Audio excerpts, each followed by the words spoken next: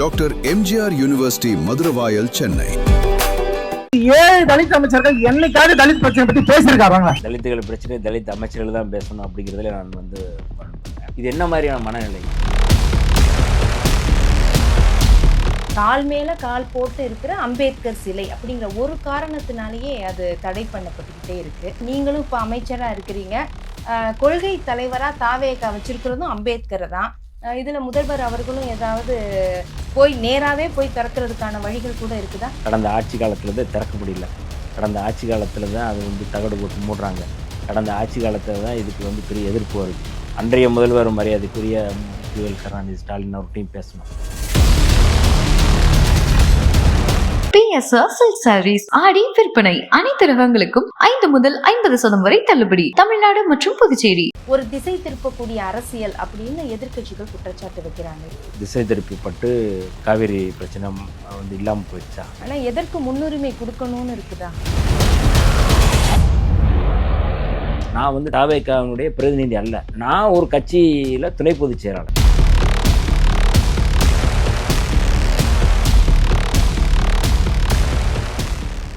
ரஞ்சித் அவர்கள் பேசும்போது 8 தலித் அமைச்சர்கள் கொடுத்துருக்குறோம் அப்படின்னு சொல்றாங்க, தாவேகா அரசு சொல்றாங்க. ஆனா யாருமே வந்து தலித் மக்களுடைய பிரச்சனைகளை பேசுனதா தெரியலையேங்கிறாரு. எக்ஸப்ஷன் நீங்க, விதிவிலக்கு உங்களுக்கு கொடுக்குறாரு. வன்னியரசு அவர்களை தவிர மற்ற அமைச்சர்கள் யாருமே தலித் மக்களுடைய பிரச்சனைகளை பேசுறதாவே தெரியல. அப்ப 8 பேர் நீங்க கொடுத்து என்ன பிரயோஜனம் அப்படின்னு கேட்கிறாரு. இந்த ஒரு சூழ்நிலை எப்படி போகிறது?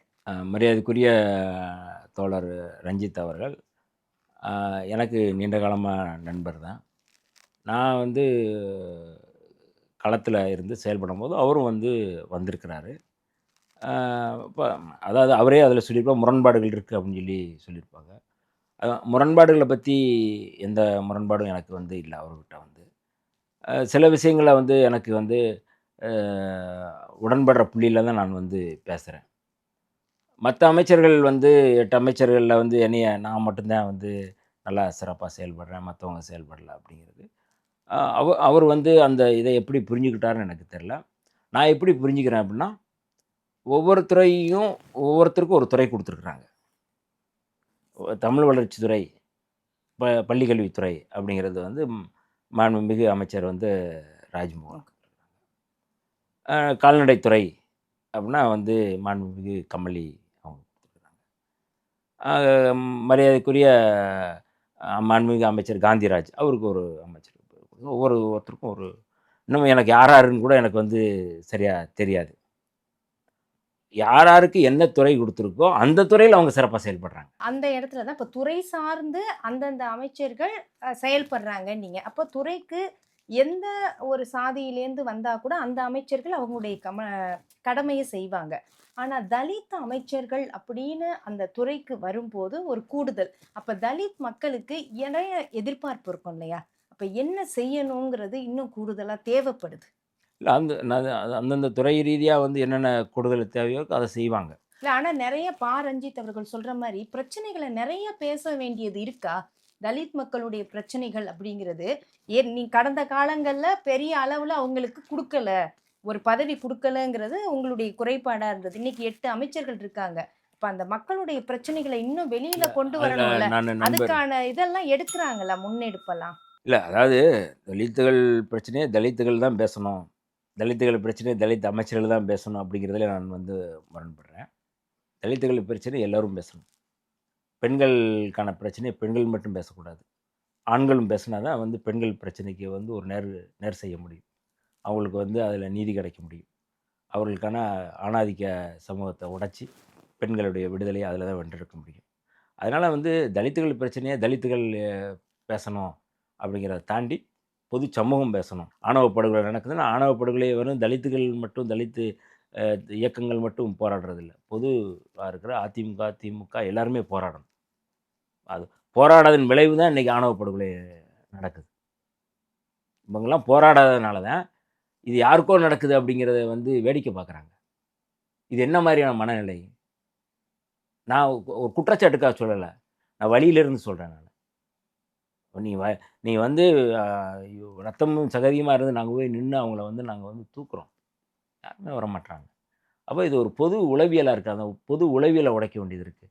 அதனால் வந்து வெறுமனே வந்து நீ தலித்துகள் மட்டும்தான் அதில் போய் நின்று அதை தூக்கணும்ல, எல்லாரும் சேர்ந்து கைது கொடுத்து தூக்கும்போது இந்த இதை வந்து பெரிய அளவில் வந்து தலித்துகளுடைய விடுதலை வென்றெடுக்க முடியும். கண்டிப்பா அந்த மாதிரியான ஒரு சமூகம் அமையணும் அப்படிங்கிறத நோக்கி தான் நம்ம பயணிக்க வேண்டியிருக்கு. ஆனா இந்த மாதிரியான ஒரு சூழல்ல இன்னும் இந்த சேலம் மாவட்டத்துல அம்பேத்கர் சிலைய திறக்கிறதுக்கு கூட இன்னைக்கு வரைக்கும் பெரிய சங்கடமா இருக்குதே. கால் மேல கால் போட்டு இருக்கிற அம்பேத்கர் சிலை அப்படிங்கிற ஒரு காரணத்தினாலேயே அது தடை பண்ணப்பட்டுக்கிட்டே இருக்கு. இதுல ஏதாவது முயற்சிகள் எடுப்பீங்களா? நீங்களும் இப்ப அமைச்சரா இருக்கிறீங்க. கொள்கை தலைவரா தாவேகா வச்சிருக்கிறதும் அம்பேத்கர தான். இதுல முதல்வர் அவர்களும் ஏதாவது நேராவே போய் திறக்கிறதுக்கான வழிகள் கூட இருக்குதா? இல்லை, இதை வந்து நான் தான் என்னோட ஃபஸ்ட்டு வந்து இந்த சிலையை அமைப்பதற்கு இது ஒரு பெரிய வரலாறு. இந்த சிலை வந்து கடந்த ஆட்சி காலத்தில் தான் நாங்கள் போய் வைக்கிறோம். கடந்த ஆட்சி காலத்தில் தான் திறக்க முடியல. கடந்த ஆட்சி காலத்தில் தான் அது வந்து தகடு போட்டு மூடுறாங்க. கடந்த ஆட்சி காலத்தில் தான் இதுக்கு வந்து பெரிய எதிர்ப்பு வருது. அது அப்படியே தான் மூடி தான் கிடக்குது. கடந்த முறை நாங்கள் 5 ஆண்டுகளும் அதுக்கு குறித்து பெரிய போராட்டம் நடத்தினோம். அன்றைய முதல்வர் மரியாதைக்குரிய முத்துவேல் கருணாநிதி ஸ்டாலின் அவர்கிட்டையும் பேசினோம். எல்லார்ட்டையும் நாங்கள் பேசினோம். திறக்கப்படலை. அப்போ கடந்த காலங்கள்ல 5 வருஷமா வந்து அந்த பிரச்சனை கடந்திருக்கு. புதிய பிரச்சனை இல்ல. இந்த ஆண்டு வந்து நான் வந்து அதில தலையிட்டுட்டு உடனடியா வந்து நான் திறக்கணும்னு சொல்லி கோரிக்கை வச்சிருக்கிறேன். முதல்வர்ட்டயும் நான் பேசியிருக்கிறேன். கட்டாயம் விரைவில் வந்து திறக்கப்படும். இப்ப இருக்கக்கூடிய பிரச்சனை காவிரி, மேகதாது பிரச்சனை தான். இதுக்கு முக்கியத்துவம் கொடுக்காம நீங்க தொகுதி மறுவரையறை பத்தி பேசுறதே ஒரு திசை திருப்பக்கூடிய அரசியல் அப்படின்னு எதிர்க்கட்சிகள் குற்றச்சாட்டு வைக்கிறாங்களே. இப்ப அதனால வந்து திசை திருப்பப்பட்டு காவிரி பிரச்சனை வந்து இல்லாம போயிடுச்சா? அப்படி அதாவது திசை திருப்பி இருக்குன்னா, அத பத்தி வந்து எதுவுமே யாரும் விவாதிக்கலையா? அப்படிங்கிற கேள்வி தான் நம்ம வைக்க வேண்டியது ஆனா இருக்கு. எதற்கு முன்னுரிமை குடுக்கணும்னு இருக்குதா? இல்ல அதாவது முன்னுரிமை வந்து அவர்களுடைய அ அ அஜெண்டா, அவங்களுடைய செயல்பாடு அடிப்படையில தான் பண்ணுவோம். இப்ப விடுதலை சிறுத்தைகள் பார்ட்டினா, நாங்க எதுக்கு முன்னுரிமை குடுக்கணும் அப்படின்னு எங்களுக்கு நாங்க ஒரு அஜெண்டா வச்சிருக்கோம். சாதி ஒழிப்பு அப்படின்னு நாங்க வைக்கிறோம். ஒரு பெண் இயக்கம் இருக்குன்னா, பெண்ணிய விடுதலை இயக்கம்னா, அவங்க பெண் விடுதலைக்கு தான் முன்னுரிமை குடுப்பாங்க. ஒவ்வொரு மூவ்மெண்ட்டுக்குமான ஒரு ஒரு முன்னுரிமை குடுக்குறதுக்கான செயல் திட்டம் இருக்கு. விடுதலை சிறுத்தைகள், சாதி ஒழிப்பு, தமிழ் தேசியம். அதுக்கடுத்து பெண் விடுதலை. அதுக்கடுத்து வர்க்க பேத ஒழிப்பு. அதுக்கடுத்து ஏகாதிபத்திய எதிர்ப்பு. நாங்க ஒரு வரிசைப்படுத்தியிருக்கிறோம். இப்ப திராவிட முன்னேற்றக் கழகம் அப்படின்னா மாநில உரிமை. அவங்க வந்து அதில வந்து முன்னுரிமை குடுப்பாங்க. அ தி அதிமுக எதுக்கு குடுக்குறாங்க அப்படின்னு உங்களுக்கு தெரியும். அவங்களும் அது ஒட்டியான இருக்கும். காங்கிரஸ் வந்து என்ன பிரச்சனைக்கு முன்னுரிமை குடுப்பாங்க? தேசிய அளவிலான பிரச்சனைக்கு அவங்க வந்து முன்னுரிமை குடுப்பாங்க. மாநில பிரச்சனைய அவங்க வந்து 2ஆ தான் பண்ணுவாங்க. அதனால எந்தெந்த பிரச்சனைக்கு எந்தெந்த இயக்கம் ஏற்கனவே முன்கூட்டியே வந்து எதை முன்னுரிமை குடுப்பது அப்படிங்கிறத அவங்க வந்து திட்டமிடுவாங்க. அப்ப தாவேகா பார்ட்டி வந்து என்ன முன்னுரிமை குடுத்துருக்கு, என்ன முன்னுரிமை குடுக்கணும் அப்படிங்கிறத அவங்க விவாதிப்பாங்க. நான் வந்து தாவேகாவினுடைய பிரதிநிதி அல்ல. நான் ஒரு கட்சியில துணை பொதுச் செயலாளர். இந்த இந்த கூட்டணியில நாங்க வந்து அங்கம் வகிக்கிறோம். அவ்வளோதான். அதனால அவர்களுடைய முடிவோ, அவருடைய தேர்தல் அறிக்கையோ அல்லது அவருடைய இதுவோ நான் வந்து கருத்து சொல்ல முடியாது. அதனால நான் வந்து திரும்ப அதுதான் சொல்றேன். நான் இந்த அமைச்சரவையில அ ஒரு என்ன நம்பி தலைவர் குடுத்துருக்கிறதுனால அதில வந்து நான் வந்து ரொம்ப தீவிரமா நான் ஒர்க் பண்ணணும்னு நெனச்சிட்டு இருக்கேன். அதனால வந்து மத்த விஷயங்கள்ல பொலிட்டிக்கலா வந்து என்னால வந்து அ இத தாண்டி எதுவும் சொல்ல முடியாது. சரி, நிறைவாக உங்களுடைய துறை ரீதியாக என்ன ஒரு இலக்கு வச்சிருக்கிறீங்க சார்? இப்ப நீங்க அந்த பொறுப்புக்கு வந்திருக்கிறீங்க. இப்ப என்னென்னலாம் செய்யணுங்கிற ஒரு நானு எண்ணம் அது இருக்கு? எனக்கு ரொம்ப ஆதங்கம் அப்டின்னா, அ தமிழ்நாடு முழுக்க நானு சுத்திட்டு இருக்கிறேன். எல்லா இடங்களும் கேட்கக்கூடியது மனைப்பட்டா, சாதி சான்றிதழ். இந்த 2 தான் வந்து ரொம்ப முக்கியமா கேட்குறாங்க. எங்க போனாலும் மனு இன்னைக்கு வந்து பார்த்தா மனுக்கள் வந்து குடுக்குறாங்க. மனைப்பட்டா. மலைப்பகுதியில போனா எல்லாரும் சாதி சான்றிதழ். இப்ப நான் வந்த உடனே என்னுடைய இலக்கா வந்து என்னவான்னா, சுதந்திரம் அடைஞ்சு 75 ஆண்டுகளுக்கு மேல ஆயிருச்சு. 78 ஆண்டு ஆயிருச்சு. ஒரு சுதந்திர இந்தியாவுல வந்து 75 ஆண்டுகளுக்கு பிறகும், இந்த மண்ணின் மைந்தர்கள், பூர்வீக குடிகள் ஒரு 2 சென்ட் மனைக்காக அவங்க வந்து கையேந்தி நிக்கிறாங்க. மனைப்பட்டா குடுங்க. வீடு இல்ல எனக்கு. வீடு இடிஞ்சு போச்சு. வீடு குடுங்க. இந்த மாரி பட்டா குடுங்கன்றாங்க. இது அவர்களுக்கு அவமானம் இல்ல. சுதந்திர இந்தியாவுக்கு அவமானம். சுதந்திரம் அடைஞ்ச பிறகும் இவ்வளவு மக்கள் வந்து மனைப்பட்டா இல்லாம இருக்கிறாங்கன்னா, அது என்ன மாரியான ஒரு அவலம்? அத வந்து நான் வந்து இந்த 5 ஆண்டுகள வந்து முழுமையா செய்யணும்னு நான் நினைக்கிறேன். மனைப்பட்டா அந்த பிரச்சனை இல்லாத ஒரு தமிழ்நாடை நான் உருவாக்கணும்னு நினைக்கிறேன். அதே போல் பழங்குடி மக்களுடைய சாதி சான்றிதழ், அவங்க வந்து குறவர்களாக இருக்கிறாங்க, அவங்க இருளர்களாக இருக்கிறாங்க, குடுகுடுப்பைக்காரர்களாக அவங்க வந்து இருக்கிறாங்க. அவர்களுக்கு வந்து ஆதியன் ஒரு சமூகம், ஆதியன்கிற சாதி சான்றிதழ் வேணுன்றாங்க. லம்பாடிகள் இருக்கு, நிறையா வந்து பழங்குடி மக்களுடைய இது இருக்குது. இப்போ அவர்களுடைய சாதி சான்றிதழ் கொடுக்க மொத்தமே வந்து சோசியோ எக்கனாமிக் சர்வே எடுத்ததில் மொத்தமே தமிழ்நாட்டில் வந்து மொத்தம் 10 லட்சம் பேர் தான் இருக்கிறாங்க பழங்குடி மக்கள். இப்போ நாங்கள் வந்ததுக்கப்புறம் அந்த கணக்குகளை நான் பார்த்ததில்ல. ஒரு 10 லட்சம் பேரில் வந்து நீங்கள் சாதி சான்றிதழ் மிஞ்சி மிஞ்சி போனால் வந்து 2 லட்சம் பேர் தான் 3 லட்சம் பேர் தான் கொடுக்க முடியும் படிக்கிறவங்களுக்கு. ஏன் அவங்களுக்கு கொடுக்க மறுக்கிறாங்க அரசு?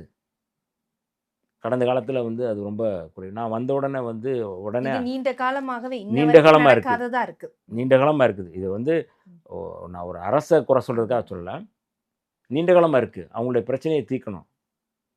அவங்க என்ன கேட்குறாங்க, நான் வந்து பழங்குடி சமூகத்தை சேர்ந்தவன், எனக்கு இருளர் சர்டிஃபிகேட் கொடு, நான் நரிக்குறவர் எனக்கு அதை சர்டிஃபிகேட் கொடு, நான் வந்து ஆதியன் எனக்கு ஒரு சர்டிஃபிகேட் கொடு. இந்த மாதிரி ஒன்றுனா அவங்க வந்து சமூகத்தில் வந்து கேட்குறாங்க. அவங்களுக்கு இவங்க வந்து என்ன சொல்கிறாங்க, நான் ஆந்திர பாலாஜியை வந்து நியமிச்சிருக்கிறோம், அவங்க வந்து சோதனை, அவங்க வந்து உங்களை ஆய்வு செஞ்சு எங்களுக்கு கொடுப்பாங்க, அதுக்கப்புறம் கொடுப்போம்னு சொல்லியிருக்கிறாங்க. இதுவரை அப்படி தான் வந்திருக்கு. ஒரு ஐவர் குழு போட்டு அதை பண்ணியிருக்கிறோம்னு சொல்கிறாங்க. நான் வந்ததுக்கு பிறகு நிறையா பிள்ளைங்க 5ஆம் கிளாஸு, 6ஆம் கிளாஸு, 7ஆம் கிளாஸு, 10ஆம் கிளாஸு, காலேஜ் போகிறவங்க அவங்கெல்லாம் வந்து இங்கே வந்து மனுவாக கொடுக்குறாங்க. இல்லைன்னா வேறு இடங்கள்லேருந்து அதை வந்து இன்ஸ்டாகிராமில் வந்து அதை வேறு ஒரு இன்ஃப்ளூயன்சர் வந்து அதை வந்து வீடியோவாக எடுத்து அனுப்புகிறாங்க. உடனே அவங்கள நான் தொடர்பு கொண்டு பேசுகிறேன். என்ன பிரச்சனைன்னா, இந்த மாதிரி எனக்கு சாதி சர்டிஃபிகேட் வேணும், சாதி சர்டிஃபிகேட் இல்லைன்னா நீ ஸ்கூலை விட்டு வெளியில் போ அப்படின்னு +1 +2 மாணவிகள் வந்து சொன்னாங்க. நான் உடனடியாக வந்து விழுப்புரம் பக்கத்தில் ஒரு கிராமம், அந்த கிராமத்தில் உடனே நான் வந்து தொடர்பு கொண்டு அவங்ககிட்ட பேசி இந்த மாதிரி பிரச்சனை சொன்ன உடனே பள்ளிகளில் இருக்கிற அந்த அதிகாரிகிட்ட பேசி, இனிமேல் வந்து படிக்கிற பிள்ளைகளாம் சர்டிஃபிகேட் இல்லைன்னு வெளியே அனுப்பக்கூடாது, சர்டிஃபிகேட் வாங்கி கொடுக்க யாரையும் வெளியே அனுப்பக்கூடாது அப்படின்னு சொல்லி நான் வந்து சொல்லியிருக்கிறேன். அதை அரசாணையாகவும் நாங்கள் வந்து அனுப்பியிருக்கிறோம். எஸ்சி மாணவர்களுக்கு 2 நாளில் சான்றிதழ் கொடுக்கணும், எஸ்டி மாணவர்களுக்கு மாணவ மாணவிகளுக்கு 15 நாளில் கொடுக்கணும். இது இப்போ ஒரு வாரத்துக்கு முன்னாடி நாங்கள் அனுப்பியிருக்கிற அந்த அரசாணை கூட இருக்குது, நான் உங்களுக்கு வந்து கொடுக்குறோம். இது வந்து நான் இப்போ வந்ததுக்கப்புறம் உடனடியாக சாதி சான்றிதழ் நிறைய பேர் வந்து சாதி சான்றிதழ் கொடுத்துட்டாங்க, ரொம்ப மகிழ்ச்சியாக சொல்லி வந்து சொல்லியிருக்காங்க. இது எனக்கு வந்து ஒரு நிறைவாக இருக்குது. அதே போல் வந்து தமிழ்நாடு அரசு அம்பேத்கர் ஸ்காலர்ஷிப்னு சொல்லி ஓவர்சீஸ் ஸ்காலர்ஷிப்னு ஒன்று கொடுக்குறாங்க. ஒவ்வொரு ஆண்டும் வந்து இங்கே படித்து யூஜி முடித்தவங்க வெளிநாடுகளில் போய் படிக்கிறதுக்கு ஸ்காலர்ஷிப் தர்றாங்க. கடந்த ஆண்டு வந்து கொடுத்த மாணவர்களுடைய எண்ணிக்கை வந்து மொத்தம் வந்து 213 பேர். அதுக்கு வந்து 84 கோடி ரூபா வந்து ஒதுக்கீடு செஞ்சுருக்கிறாங்க. இந்த ஆண்டு வந்து 500 பேருக்கு மேலே விண்ணப்பம் செஞ்சுருக்கிறாங்க. நான் வந்த உடனே நேராக சிஎம்ஐ சந்தித்து கேட்டேன். நான் இந்த மாதிரி கூடுதலாக விண்ணப்பம் பண்ணியிருக்கேன், அவங்கள பேர் எலிஜிபிள் ஆனால் அவ்வளோ பேர் கொடுக்கணும்னு சொல்லி சொன்னேன். உடனே அதை வந்து கேட்டுட்டு 131 கோடி ரூபா ஒதுக்கீடு செஞ்சு 362 பேர் இந்த முறை போகிறாங்க. இது எல்லாமே நான் அதுக்காக சொல்லலை. இதில் வந்து நம்ம ஏதாவது செய்யணுன்ட்டு எனக்கு ஒரு இலக்கு இருக்குது. அடுத்த முறை வந்து அந்த நிதியும் கூடும். இப்போ ஒரு மாணவனுக்கு வந்து 36 லட்சம் கொடுக்குறோம், அடுத்த முறை அது வந்து கூடுதல் படுத்த நாங்கள் கேட்போம். அதே போல் எண்ணிக்கையும் நாங்கள் வந்து கூட்டுவோம். என்னென்ன நான் செய்ய முடியும் அப்படிங்கிறத நான் வந்து இதில் வந்து பார்க்குறேன். அதனால் இந்த மக்களுக்காக நான் வந்து முழுக்க வந்து ஏற்கனவே வந்து இந்த மக்களுக்காகவே அர்ப்பணித்து ஒர்க் பண்ணிகிட்டு இருந்தேன். இப்போ இந்த 5 ஆண்டுகளும் இந்த மக்களுக்காக அரசு உள்ளேருந்து நான் வந்து வேலையை செய்கிறேன். அதனால் கட்டாயம் வந்து எனக்கு ஒரு ஏதாவது செய்ய முடியுங்கிற ஒரு நம்பிக்கை இருக்குது. மாண்புமிகு முதல்வர் அவர்களும் அதாவது நீ சுதந்திரமாக செயல்படுங்க, எந்த அதிகாரிக்கும் நீங்கள் வந்து எந்த பதில் சொல்ல வேண்டிய அவசியம் இல்லை, யாருக்கும் எனக்கு பதில் சொல்ல வேண்டிய அவசியம் இல்லை, நீங்கள் சுதந்திரமாக செயல்படுங்க உறுதி கொடுத்துருக்கிறாரு உங்களுக்கு. ஃபஸ்ட்டு வந்து நான் பதவியேற்றோன்னு முதல்ல சொன்னது அதுதான். நீங்கள் எதுக்கும் கவலைப்படாதீங்க, நீங்கள் எப்படி முன்னாடி வேலை பார்த்தீங்களோ அதே மாதிரி வேலை பாருங்கன்னாரு. நான் அமைச்சராகவே உணரலை, நான் எப்பவும் போலவே ஓடிக்கிட்டு இருக்கேன், எப்பவும் போலவே வந்து மக்களை போய் பார்த்துக்கிட்டு இருக்கோம். அதனால் அது எங்களுடைய தலைவர் அவர்களும் எங்களுடைய முதல்வர் அவர்களும் ரொம்ப சுதந்திரமாக வந்து என்னை வழிகாட்டிகிட்டு இருக்கிறாங்க. அதனால் கட்டாயம் ஒரு இலக்கை நான் அடைவேன். சரி, வாழ்த்துக்கள். உங்களுடைய பணிகள் சிறக்க. நன்றி. இவ்வளவு நேரம் எங்களுக்கு நேரம் ஒதுக்கி உங்களுடைய கருத்துக்களை பகிர்ந்து கொண்டதற்கு நன்றி. இதுவரை விசிகாவின் துணை பொதுச் செயலாளரும் திண்டிவனம் தொகுதியின் சட்டப்பேரவை உறுப்பினரும் சமூக நீதித்துறை அமைச்சருமான திரு வன்னியரசு அவர்களிடம் பேசினோம். நன்றி, வணக்கம். Doctor MGR university Maduravoyal, Chennai. PSR Silk Sarees ஆடி விற்பனை. அனைத்து ரகங்களுக்கும் 5 முதல் 50% வரை தள்ளுபடி. தமிழ்நாடு மற்றும் புதுச்சேரி. மின்னம்பலம்.com தமிழின் முதல் மொபைல் பத்திரிகை.